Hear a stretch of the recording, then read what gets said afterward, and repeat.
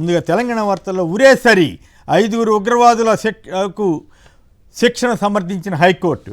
గవర్నర్కు 3 నెలలే బిల్లులపై ఆలోగా నిర్ణయం తీసుకోవాల్సిందే సుప్రీంకోర్టు. ఇది ఒక మంచి నిర్ణయం లాగా ఉంది. సుప్రీంకోర్టు చేసినటువంటి సంచలనాత్మక నిర్ణయం. గవర్నర్లు కేంద్ర ప్రభుత్వం నియమించిన గవర్నర్లు తమ ఇష్టారాజ్యంగా వ్యవహరిస్తూ రాష్ట్ర శాసనసభలు చేసినటువంటి బిల్లుల్ని వెనక్కి పంపటమో లేకపోతే ఇంకో రకంగా ఆపటమో ఏదో రకంగా చేస్తున్న తీరు ఇటీవలి కాలంలో పెరిగిపోయిన నేపథ్యంలో ఇదొక మంచి నిర్ణయంగా అందరూ భావిస్తున్నారు. హెచ్సియు భూముల వెనక భారీ కుంభకోణం, ఓ బీజేపీ ఎంపీ హస్తం కూడా ఉంది. త్వరలో వివరాలు వెల్లడిస్తా బీఆర్ఎస్ వర్కింగ్ అధ్యక్షుడు కేటీఆర్.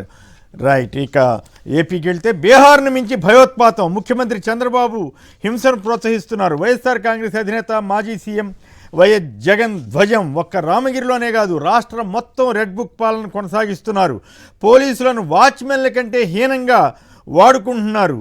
ఏపీ ఈరోజు బీహార్ కన్నా అధ్వానంగా ఉంది. ప్రజాస్వామ్యం సిగ్గుతో తల ఉంచుకుంటోందంటూ జగన్ గారు నిన్న విపరీతమైనటువంటి జనసందోహం, అభిమాన సునామీ తరంగాలు, జనహోరు ఇదంతా కూడా ఇందాక నేను కమింగప్లో ఇచ్చినట్లుగా జగన్ పర్యటనలో జనహోరు, బాబు లోకేష్ల రెడ్ బుక్ అరాచకాలపై ప్రజల తిరుగుబాటేనా? దీని మీద ఇందాకే విజయబాబు గారు స్పందించాలనుకున్నా కానీ ఇప్పుడు తర్వాత మాట్లాడతారు.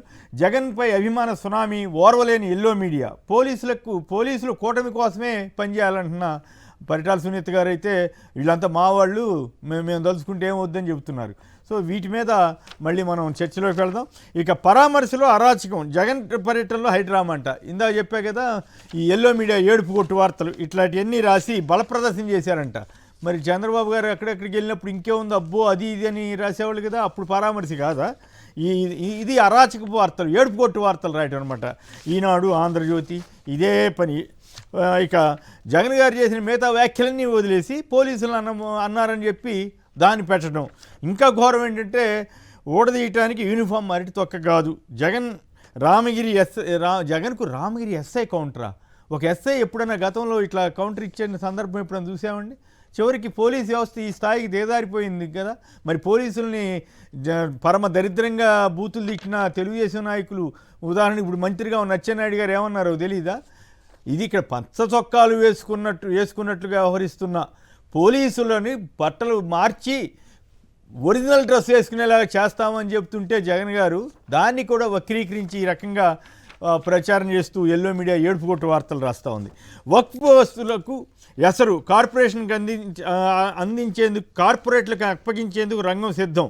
పీపీపీ పేరుతో లీజుకి ఇచ్చేందుకు ప్రకటనని నిన్న ప్రజాశక్తి వార్త ఇస్తే ఈరోజు మరి ఏమైందో ఆంధ్రజ్యోతి వాళ్ళ ఇంట్రెస్ట్ ఏంటో కానీ వక్ఫ్ భూములకు ఎసరు, 30,000 ఎకరాలపై ఇంటి దొంగల కన్ను. అంటే తెలుగుదేశం కూటమి దొంగల కన్ను అనే కదా అర్థం, అంతే కదా వెంకటరెడ్డి గారు?